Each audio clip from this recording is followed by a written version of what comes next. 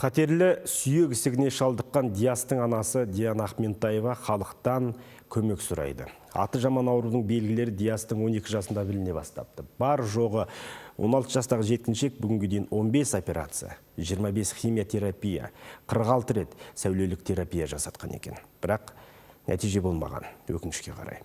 Енді дәрігерлер бүгінгі дейін Түркияда ем алған Диастың аяғын кесу ең дұрыс шешім деген тоқтамға келіп отыр. 2019 жылы аяғының ауыратынына шағымдана бастаған Диасқа дәрігерлер нақты диагноз қоя алмаған. Тек 4 айдан кейін аяғы сый бастағанда қатерлі ісік екені анықталған. Алғашқы 2 жылда елде ем алып 3 операция жасатыпты.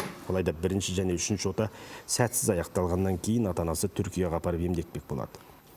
3 жылдан астам уақыт Диастың дертімен күрескен дәрігерлер ақыры жеткіншектің аяғын кесу туралы шешім шығарыпты.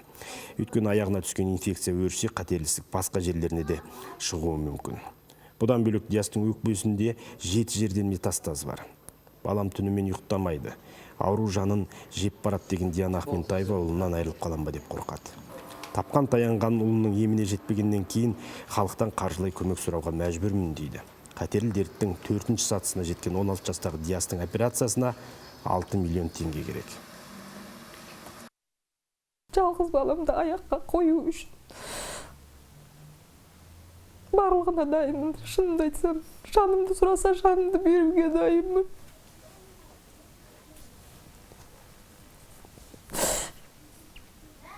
Әр күні балам жаны қиналып жылаған кезде жүрегім аузымнан шығып, алып ұшып кетеді. Қолымнан келер шара болмайды. Сол үшін де осы операцияға келісіп отырмыз. Осы қиналғанның бәрі хотя бы артта қалсыншы.